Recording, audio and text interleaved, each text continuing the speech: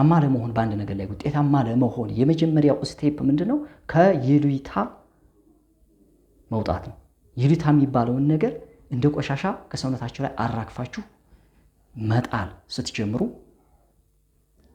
የስኬት የመጀመሪያዋን ስቴፕ ወይም ደግሞ የመጀመሪያዋን እርምጃ ጀምራችሁ ያላሳካናቸው በርካታ ነገሮች ይኖራሉ። አስበናቸው ያልሰራናቸው ያልፈጸምናቸው በጣም በርካታ ነገሮች ይኖራሉ።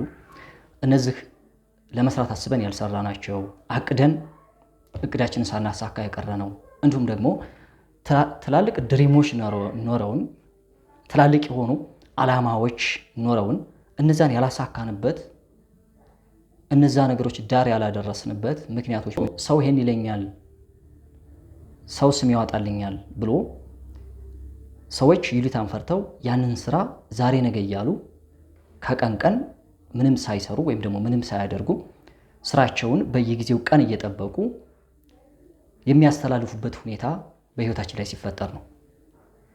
እንግዲህ ይሉኝታ በተለይ እንደኛ ሀገር እንደ ሀበሻ ባህል በጣም የተንሰራፋና ሰዎችን ስኬታማ እንዳይሆኑ ውጤታማ እንዳይሆኑ ከሚያግዳቸው ወይም ከሚጋርድባቸው ትልቅ የሆኑ መሰናክሎች ውስጥ አንዱ ነው።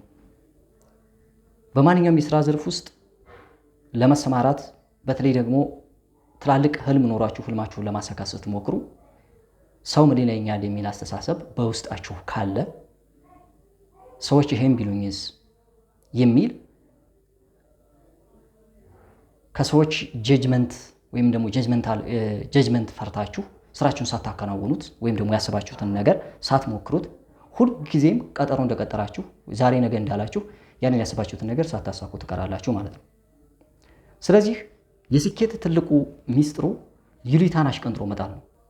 ፖዚቲቭ ነገር አስባችሁ ጥሩ ስራ ሰርታችሁ ግን ይሉኝታ ፈርታችሁ ወደ ኋላ ለቀራችሁ ሰዎች ነው። ይህም ማለት ነው ይሉኝታ በጣም ወደ ኋላ የሚያስቀር ወይም ደግሞ ያሰብነው ነገር ስኬታማ በሆነ መልኩ ፕሩፍ አድርገን ለዛ ላሰብነው ነገር ሶልቭ እንዳናደርግ ለዛ ላሰብነው ነገር ደግሞ መሳካት የበኩላችንን ድርሻ እንዳንፈጽም ከሚያግዱና ከሚከለክሉ ነገሮች ውስጥ በዋናነት የሚመደበው ይሉኝታ ነው። ስለዚህ ስኬታማ ለመሆን ውጤታማ ለመሆን በሆነ ነገር ላይ ሰክሰስፉል ለመሆን ይሉኝታችሁን ልክ እንደ ቆሻሻ ልብስ ከላይታችሁ ላይ አሽቀንጥራችሁ መጣል ይኖርባችኋል። ሰው ምን ይለኛል፣ ሰው ስም ያወጣልኛል፣ ሰዎች እንደዚህ ቢሉኝስ? ሰዎች ሰራችሁም ይሏችኋል፣ አልሰራችሁም ስም ያወጡላችኋል። ምንም ብታደርጉ ሰዎች ስም ማውጣታቸው አይቀርም። ሰዎች በሰው ላይ በጣም ብዙ ነገር ይላሉ። ስለዚህ ማለታቸው ካልቀረ ሰርታችሁ ሞክራችሁት ያንን ማሳካት የምትፈልጉትን ነገር ወይም ደግሞ ያቀዳችሁትን ነገር ሞክራችሁት ሰዎች የፈለጉትን ነገር ቢሉ ይሻላሉ። ለምሳሌ ልንገራችሁ። እኔ ለብዙ ዓመታት እንደዚህ ኮንቴንት እሰራለሁ ብዬ ለብዙ ጊዜ ሞክሬ ነበር። ከ2 ዓመት በፊት፣ ከ3 ዓመት በፊት፣ ከ4 ዓመት በፊት ለ1 ዓመት ለ2 ለ3 ዓመታት ያክል ኮንቴንት እሰራለሁ ባልኩኝ በ3 ዓመቴ ነው ወደ ዩቲዩብ እና ወደ ሶሻል ሚዲያ ያመጣሁት። ለምን መሰላችሁ? ሳልዘጋጅ ቀርቼ አይደለም። ጥቂትም ቢሆን የሶሻል ሚዲያው ኖሃው አለኝ። የኮንቴንትም ሐሳብ አጥቼ አይደለም። ግን ሰዎች የሆነ ነገር ይሉኛል በሚል ለብዙ ጊዜ ስራዎችን ሳልሰራ ወደ ኋላ የቀረሁባቸው በጣም በርካታ ጊዜያቶች አሉ። እንግዲህ አስቡት 3 ዓመት ማለት ነው። ለ3 ዓመት ያክል ስራ ሳልሰራ ሰው ምን ይለኛል፣ ሰዎች ስም ያወጡልኛል፣ ምናልባት ስራዬን ሰርቼ ስም ያወጡልኛል በሚል ፍርሃት ማለት ነው። ስለዚህ ስኬታማ መሆን ከፈለጋችሁ በመንገዳችሁ ላይ ትልቁ እንቅፋት ይሉኝታ ነው። ሰው ምን ይለኛል። ስለዚህ ይህን ነገር አሽቀንጥራችሁ መጣል የመጀመሪያው ስቴፕ ነው። ምናልባት ሰው ምን ይለኛል የሚለው ስሜት ከውስጣችሁ የሚመጣው ውድቀትን ፈርታችሁ ሊሆን ይችላል። ያሰባችሁትን ነገር አችብ ለማድረግ ስትሞክሩ ምናልባት ያ ነገር ላይሳካ ይችላል። ያንን ፈርታችሁ ሊሆን ይችላል ይሉኝታ ሊመጣ የሚችለው። ሰው አንድን ነገር ሞክራችሁት ቢቀር ነው የሚሻለው፣ ሳትሞክሩት ከምትጸጸቱ ማለት ነው። አሁን ላይ ያሰባችሁት ነገር ይኖራል። አሁን ላይ ኮንቴንት ለመስራት የተለያዩ ስራዎችን ለመሞከር ተሰጧችሁን ለማውጣት የተለያዩ ስኪላችሁን የተደበቀ ማንነታችሁን ችሎታችሁን ለማውጣት የምትፈልጉ በጣም በርካታ ሰዎች ትኖራላችሁ። እንደ ወንድም የምነግራችሁ ነገር ምንድነው? የተሰማችሁን ነገር ያላችሁን አቅም፣ ችሎታ፣ ታለንትም ይሁን ምንም ነገር ይሁን ሞክሩትና ውደቁ። መውደቅ ካለባችሁ ውደቁ።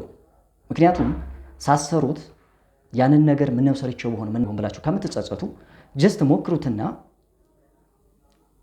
ያ ነገር እንኳ ባይሳካ እንኳ ከስህተታችሁ ትማራላችሁ፣ ከውድቀታችሁ ትማሩበታላችሁ። ስለዚህ ሳይሞክሩ ከመቅረት ሞክረው መውደቅ ወይም ደግሞ ሞክረውት በዛ ነገር ፌል ቢያደርግባቸው የተሻለ ነው። የሰው ልጅ በቃ ትልቁ ማንነቱ ይሄ ነው። ከማሞክሩት ይልቅ ኋላ ከምትጸጸቱ አርጌ በሆን ሰርቼው በሆን ከምትሉ ጊዜው ካለፈ በኋላ አንድን ነገር ያሰባችሁትን ነገር ዛሬ ሞክሩትና ዛሬ አድርጉትና ከውድቀታችሁ ትማራላችሁ። እንደገና ደግሞ ትነሳላችሁ። ተነስታችሁ ከስህተታችሁ ተመራችሁ ያንን ነገር አቺቭ የማድረግ እድላችሁ በጣም ከፍተኛ ይሆናል። ስለዚህ ይሉኝታ የሚባለውን ነገር ከውስጣችሁ ማውጣት የመጀመሪያው የስኬት እርምጃ ነው። ስለዚህ እየሰራችሁ ብትሰደቡ ይሻላል፣ ሳትሰሩ ቁጭ ብላችሁ ቦዘኔና ሰነፍ ከምትባሉ ማለት ነው።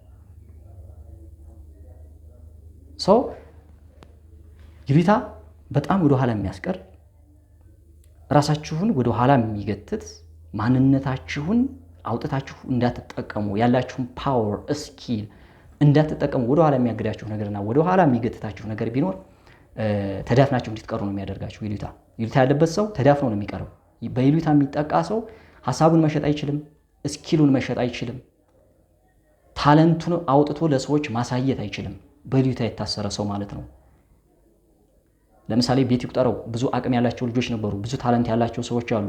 በዙሪያዬም በጣም በርካታ አቅም ያላቸው ሰዎችን አውቃለሁ። ግን ሰው ምን ይለኛል በሚል ፍርሃት ተመተው በቤታቸው የተቀመጡ አቅምና ችሎታቸውን ደብቀው አፍነው ይዘው ቀብረውት የሚኖሩ በጣም በርካታ ሰዎችን አውቃለሁ።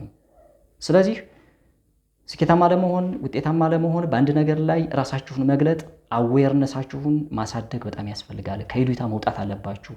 አንድ ሰው አንድ ስኬታማ የሆነን ሰው ብትጠይቁት የፈለገውን ነገር ማድረግ የሚችል ከይሉኝታ የወጣ ሰው ነው።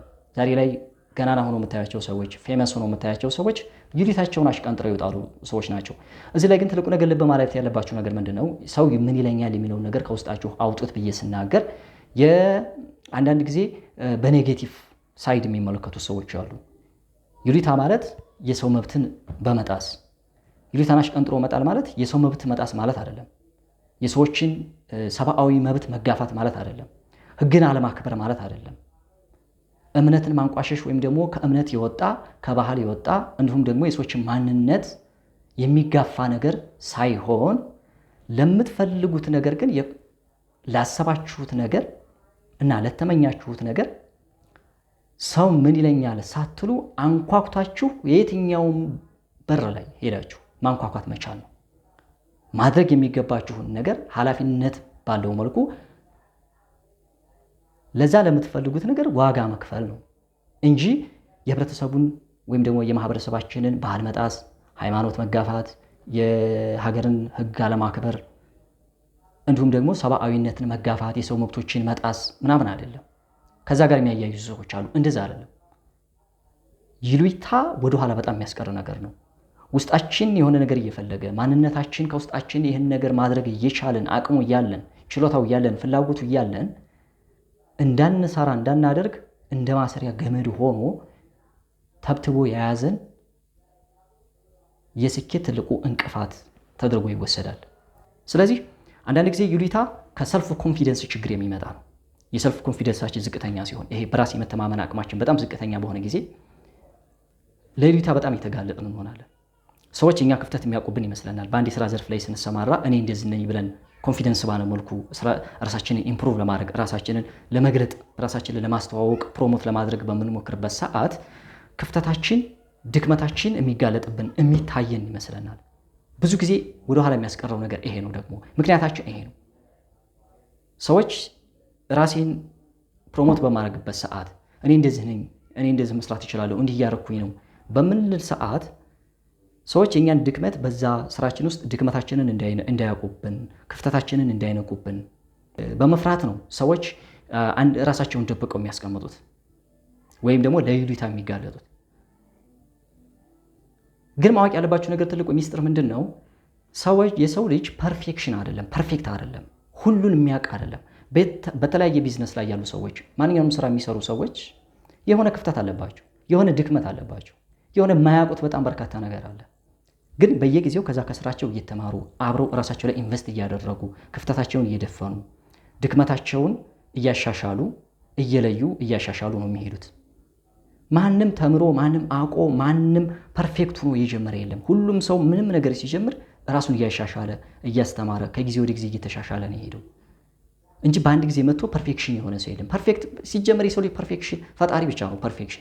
ፐርፌክሽን ላይ መድረስ አይቻልም።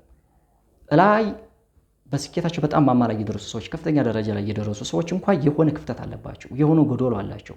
ከነ ጎዶሏቸው ነው ያንን ስኬት ማምጣት የቻሉት።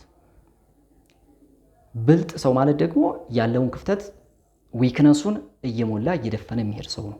ስለዚህ ከይሉታ ውጡ፣ ያሰባችሁትን ነገር ማሳካት ትችላላችሁ የሚል ነው የዛሬው ቪዲዮአችን። ይሄ ቪዲዮ ጥሩ እንደሚሆን አስባለሁኝ። ህይወታችሁ ላይ የሆነ ነገር እንደሚጨምርላችሁ አስባለሁ። በሌላ ጊዜ በሌላ ቪዲዮ ውስጥ ከምንገናኝ ድረስ ሰላም።